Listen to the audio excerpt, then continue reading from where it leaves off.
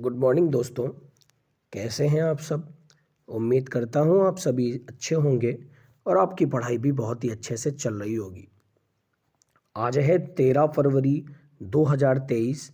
तो आज की क्या है इम्पोर्टेंट करंट अफेयर विस्तार से पढ़ेंगे। उससे पहले आज की मोटिवेशन लाइन क्या है। तो आज की मोटिवेशन लाइन है, जुनून होना चाहिए लक्ष्य को पाने के लिए, सपना तो हर कोई देखता है दूसरों को बताने के लिए। इस मोटिवेशन लाइन के साथ करेंगे आज के दिन की शुरुआत। देखेंगे आज की पहली और इम्पॉर्टेंट न्यूज़ क्या है। तो आज की जो पहली न्यूज़ है वो बहुत ही ज़्यादा इम्पॉर्टेंट है आपके आने वाले सारे एग्ज़ाम के लिए। इसमें से आपका क्वेश्चन बन सकता है, तो याद रखिए। 13 राज्यों में नए राज्यपाल और उपराज्यपाल घोषित किए गए हमारे देश की उपराष्ट्रपति द्वारा। तो आइए एक एक पॉइंट को बहुत ही अच्छे से पढ़ेंगे।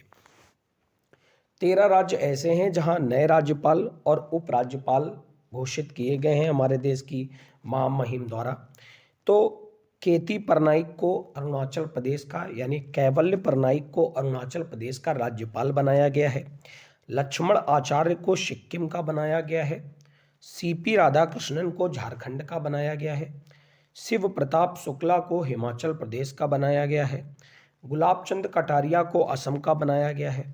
एस अब्दुल नजीर को आंध्र प्रदेश का बनाया गया है। बीबी हरिचंदन को छत्तीसगढ़ का बनाया गया है। अनुसुईया उइके को मणिपुर का बनाया गया है। ला गणेशन को नागालैंड का बनाया गया है। पी चौहान को मेघालय का बनाया गया है। राजेंद्र आर्लेकर को बिहार का बनाया गया है। रमेश बैस को महाराष्ट्र का और बीडी मिश्रा को लेफ्टिनेंट गवर्नर यानी उपराज्यपाल बनाया गया है लद्दाख का। उम्मीद करता हूँ ये सारे पॉइंट आपने लर्न कर लिए होंगे। अब चूंकि बहुत सारे पॉइंट हैं इसमें, तो मैं आपको एक बार फिर से रिवीजन कराता हूँ। तो याद रखिए, 13 राज्यों में नए राज्यपाल जो बनाए गए हैं उनके नाम क्या है। आइए फिर से एक बार देख लीजिए। केती परनाइक, इनको बनाया गया है अरुणाचल प्रदेश का नया राज्यपाल। लक्ष्मण आचार्य को सिक्किम का बनाया गया है। सीपी राधाकृष्णन को झारखंड का बनाया गया है। शिव प्रताप शुक्ला, इनको बनाया गया है हिमाचल प्रदेश का। गुलाब चंद कटारिया को असम राज्य का बनाया गया है। एस अब्दुल नजीर को आंध्र प्रदेश का बनाया गया है। बीबी हरिचंदन को छत्तीसगढ़ का बनाया गया है। अनुसुईया उइके को मणिपुर का बनाया गया है। इसके अलावा एल गणेशन को नागालैंड का बनाया गया है। पी चौहान को मेघालय का बनाया गया है। राजेंद्र आर्लेकर को बिहार का बनाया गया है। रमेश बैस महाराष्ट्र और बीडी मिश्रा लेफ्टिनेंट गवर्नर बनाए गए हैं लद्दाख के। उम्मीद करता हूँ ये सारे पॉइंट आपने लर्न कर लिए होंगे। मैं आपको एक मौका ये भी दूंगा कि आप स्क्रीनशॉट ले लीजिएगा और इन चीज़ों को बार बार लर्न करिए, क्योंकि बार बार लर्न करेंगे तो आपको सारे पॉइंट अच्छे से लर्न हो जाएंगे। जल्दी से स्क्रीनशॉट लीजिए। उम्मीद करता हूँ आपने ले लिया होगा। अगली स्लाइड का भी जल्दी से स्क्रीनशॉट लीजिए। ओके गाइस, आपने अगर स्क्रीनशॉट ले लिया है तो आप बार बार इन चीज़ों को रिवाइज करना, आपको सारे पॉइंट याद हो जाएंगे, क्योंकि राज्यपाल बहुत ही ज़्यादा इंपॉर्टेंट होते हैं, आपको याद होने चाहिए। ठीक है, अब हम बात करेंगे कि राज्यपाल जो होता है इसका गठन आखिर किसके द्वारा किया जाता है और किसके अंतर्गत किया जाता है। तो आइए ध्यान से पढ़ते हैं। भारत के संविधान के भाग 6 के अनुच्छेद 155 के अनुसार राज्यपाल की नियुक्ति भारत के राष्ट्रपति द्वारा करी जाती है। राज्यपाल की पदावधि 5 वर्ष होती है। हालांकि राष्ट्रपति इससे पहले भी राज्यपाल को हटा सकते हैं या फिर उन्हें दूसरे राज्य या फिर एक से अधिक राज्य का राज्यपाल बना सकते हैं। राज्यपाल राज्य की विधायिका और कार्यपालिका का प्रमुख होता है। वह राज्य के मुख्यमंत्री और उनके मंत्रिपरिषद के सलाह के अनुसार काम करता है। जैसे एक देश के अंतर्गत सबसे बड़ा मुखिया होता है राष्ट्रपति, वैसे ही एक राज्य के अंतर्गत सबसे बड़ा मुखिया होता है राज्यपाल, जिसका गठन अनुच्छेद 155 के अनुसार राष्ट्रपति जी करते हैं। इसकी पदावधि 5 साल तो होती है, लेकिन राष्ट्रपति जी चाहें तो इन्हें बीच में हटा सकते हैं या फिर इनको दूसरे राज्य का बना सकते हैं या फिर इन्हें एक से अधिक राज्य को राज्यपाल बना सकते हैं। उम्मीद करता हूँ ये सारे पॉइंट आपको अच्छे से क्लियर हो गए होंगे। ये मानते हुए अब हम बढ़ेंगे अगली न्यूज़ की तरफ, लेकिन उससे पहले मैं आपसे कुछ क्वेश्चन पूछूंगा। क्या आप जानते हैं उत्तर प्रदेश की राज्यपाल कौन है? तो ये तो आनंदीबेन पटेल हैं। तो क्या आप जानते हैं उत्तराखंड के राज्यपाल कौन है? अगर जानते हैं आप तो कमेंट कॉलम में आंसर करिए। हम बढ़ते फिलहाल अगली न्यूज़ की तरफ। अगली न्यूज़ है, भारत आसियान डिजिटल कार्य योजना 2023 को मंजूरी मिल गई है। तो नई दिल्ली में आसियान डिजिटल मंत्रियों की तीसरी बैठक में भारत आसियान डिजिटल कार्य योजना 2023 को मंजूरी दी गई है। कार्य योजना में साइबर सुरक्षा में आर्टिफिशियल इंटेलिजेंस जैसे सूचना और संचार प्रौद्योगिकी के क्षेत्र में उभरते क्षेत्रों में क्षमता निर्माण और ज्ञान साझा करना शामिल है। तो न्यूज़ एक बार फिर देख लीजिए, भारत आसियान डिजिटल कार्य योजना 2023 को मंजूरी दी गई है। इस बैठक का विषय सबसे ज़्यादा इम्पोर्टेंट है क्योंकि बैठक का विषय जरूर एग्जाम में पूछा जाता है। इसका विषय रहा है synergy toward a sustainable digital future. एक बार फिर देख लीजिए, synergy toward a sustainable digital future. अब हम लोग आसियान के बारे में कुछ इंपॉर्टेंट फैक्ट जानेंगे। आसियान मतलब दक्षिण पूर्वी एशियाई राष्ट्रों का एक संगठन है जिसे हम लोग association of south east Asian Nations भी कहते हैं। एक बार फिर देख लीजिए, association of south east Asian Nations दक्षिण पूर्व एशिया में 10 सदस्य देशों का एक राजनीतिक और आर्थिक संघ है जो इस क्षेत्र में राजनीति और सामाजिक स्थिरता को बढ़ावा देने के लिए स्थापित किया गया है। इसकी स्थापना 8 अगस्त 1967 को बैंकॉक में हुई थी। आदर्श वाक्य है one vision, one identity, one community. सचिवालय इसका पड़ता है इंडोनेशिया जकार्ता के अंदर। और सबसे इंपॉर्टेंट जो आपके एग्जाम में भी पूछा जाता है कि इसके अंतर्गत सदस्य राष्ट्र कौन कौन से हैं और सदस्य राष्ट्र हैं कितने। तो याद रखिए, इस समय सदस्य राष्ट्र 10 हैं। कौन कौन? इंडोनेशिया है, मलेशिया है, फिलीपींस है, सिंगापुर है, थाईलैंड है, Brunei, Vietnam, Laos, Myanmar, Cambodia. उम्मीद करता हूँ ये सारे पॉइंट आपको क्लियर हो गए होंगे। अब आप कमेंट कॉलम में जाकर के इन सारे देशों की कैपिटल को एक दूसरे के साथ साझा करिए। ज़्यादा से ज़्यादा एक्स्ट्रा क्वेश्चंस को आप एक दूसरे के साथ साझा किया करिए। ज़्यादा से ज़्यादा क्वेश्चन एक दूसरे के साथ साझा करेंगे तो एक दूसरे की नॉलेज बढ़ेगी, है ना। तो ज़्यादा से ज़्यादा क्वेश्चंस को कमेंट कॉलम में लिखने का प्रयास किया करें, एक दूसरे को बताने का प्रयास किया करें, ठीक है। Indonesia, Malaysia, Philippines, Singapore, Thailand, Brunei, Vietnam, Laos, Myanmar और कंबोडिया, इन सारे देशों की कैपिटल क्या है करंट कमेंट कॉलम में बताइए। बढ़ते हैं अगली न्यूज़ की तरफ। अगली न्यूज़ है दक्षिण अफ्रीका से। वहाँ पर आपदा की स्थिति घोषित हो गई है। क्यों? बिजली संकट को लेकर। इतना ज़्यादा बिजली संकट दक्षिण अफ्रीका में चल रहा है कि आपदा की स्थिति घोषित हो गई है। तो दक्षिण अफ्रीका के राष्ट्रपति सिरिल रामाफोसा ने फरवरी 2023 में देश में बिजली की कमी को लेकर राष्ट्रीय आपदा की स्थिति घोषित कर दी है। दक्षिण अफ्रीका वर्तमान में कई संकटों का सामना कर रहा है जिसमें बिजली संकट, बेरोजगारी आदि कई मुद्दे शामिल हैं। राष्ट्रपति की घोषणा की कि इस मामले को अधिक प्रभावी ढंग से और शीघ्रता से निपटाने के लिए एक विद्युत मंत्री नियुक्त किया जाएगा। तो याद रखिएगा गाइस, बिजली संकट को लेकर दक्षिण अफ्रीका ने आपदा की स्थिति घोषित करी है। कमेंट कॉलम में ये बताइए, अफ्रीका महाद्वीप जो है इसका सबसे छोटा देश और क्रमशः सबसे बड़ा देश कौन सा है?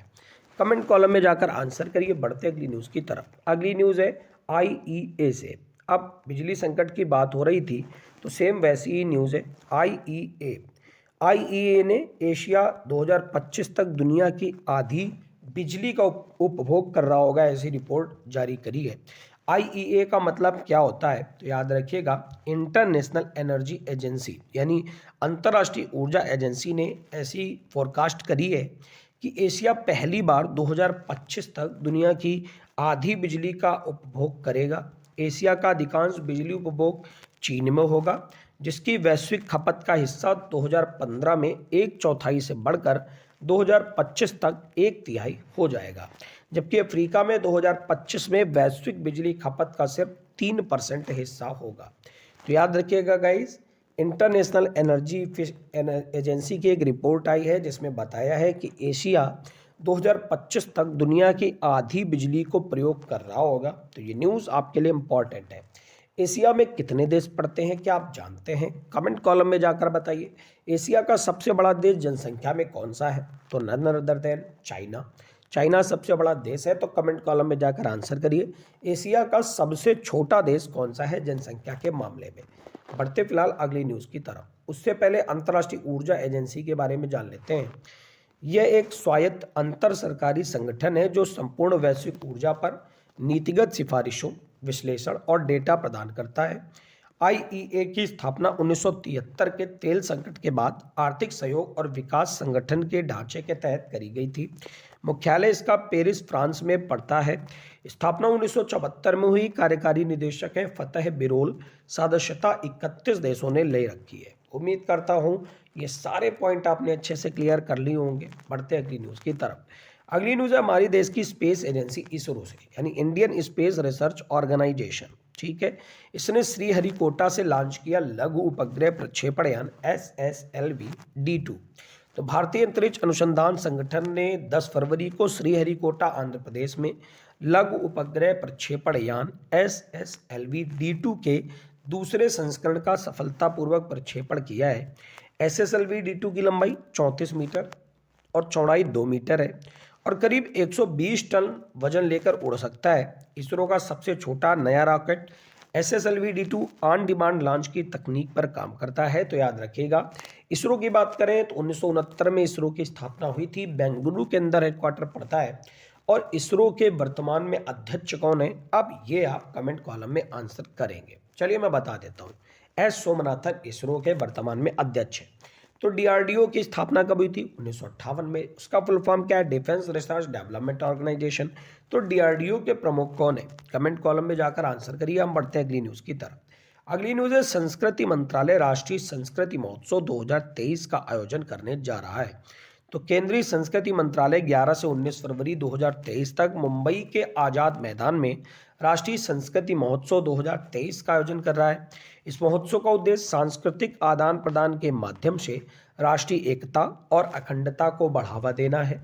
इस कार्यक्रम में स्थानीय लोक कलाकारों, ट्रांसजेंडर और दिव्यांग कलाकारों के साथ पूरे भारत के 350 से अधिक लोक और जनजातीय कलाकार भाग लेंगे। तो याद रखिएगा, संस्कृति मंत्रालय ने शुरू किया है राष्ट्रीय संस्कृति महोत्सव 2023। कमेंट कॉलम में जाकर आंसर करिए कि संस्कृति मंत्रालय के अंतर हमारे देश में मंत्री कौन है। कमेंट कॉलम में आंसर दीजिए। बढ़ते हैं अगले पॉइंट की तरफ। अगली न्यूज़ है यूपी सरकार से। तो हमारे यूपी सरकार ने क्या किया है? तो फैमिली ID पोर्टल को लॉन्च किया है। यूपी सरकार ने प्रदेश के परिवारों के लिए सरकारी योजनाओं तक पहुंच को आसान बनाने के लिए एक online portal family ID one family one identity launch किया है। इसका उद्देश्य होगा उन परिवारों को मुफ्त या सस्ता राशन उपलब्ध कराना जिनके पास राशन कार्ड ही नहीं है और जो राष्ट्रीय खाद्य सुरक्षा योजना के लिए पात्र नहीं है। तो ये बहुत ही अच्छा कदम है योगी सरकार के द्वारा। तो ये न्यूज़ भी आपके लिए बहुत इंपॉर्टेंट है। जिसके पास राशन कार्ड नहीं होता है वो राशन जैसी सुविधाओं का लाभ नहीं ले पाता है। तो योगी सरकार द्वारा यह बहुत ही अच्छा कदम है कि वो लोग भी अब राशन ले सकेंगे। तो याद रखिएगा गाइस कि यूपी सरकार ने फैमिली ID पोर्टल को लॉन्च किया है, जिसका पूरा नाम है family ID one family one identity. और इसका उद्देश्य है उन परिवारों को मुफ्त या सस्ता राशन उपलब्ध कराना जिनके पास कोई राशन कार्ड नहीं है। आनंदीबेन पटेल यहाँ की गवर्नर है। बात करें तो दुधवा नेशनल पार्क एकमात्र नेशनल पार्क है उत्तर प्रदेश में। बढ़ते हैं अगली न्यूज़ की तरफ। अगली न्यूज़ है एयर इंडिया ने 500 नए विमान खरीदने के लिए एयरबस और बोइंग से डील करी है। तो एयर इंडिया ने $100 बिलियन से अधिक बेस प्राइस पर लगभग 500 नए विमानों के लिए एक समझौता कर लिया है। यह डील एयरलाइन द्वारा सबसे बड़ा ऑर्डर बन सकता है। यह समझौता विमान बनाने वाली कंपनी फ्रांस की एयरबस और उसकी प्रतिद्वंदी कंपनी बोइंग के बीच विभाजित है। तो याद रखिएगा, एयर इंडिया ने 500 नए विमान खरीदने के लिए एयरबस और बोइंग से डील करी है। ऐसे टाइप के क्वेश्चन आपकी बैंक परीक्षाओं में आते हैं, तो आपको एक एक न्यूज़ लर्न करके चलनी है, कोई भी पॉइंट को छोड़ना नहीं है। ठीक है, कमेंट कॉलम में जाकर आंसर करिए एयर इंडिया के चेयरमैन प्रेजेंट टाइम में कौन है। बढ़ते हैं आज की आखिरी न्यूज़ की तरफ। आज की लास्ट न्यूज़ है वर्ल्ड गवर्नेंस सर्वे समिट 2023 दुबई में शुरू होगा।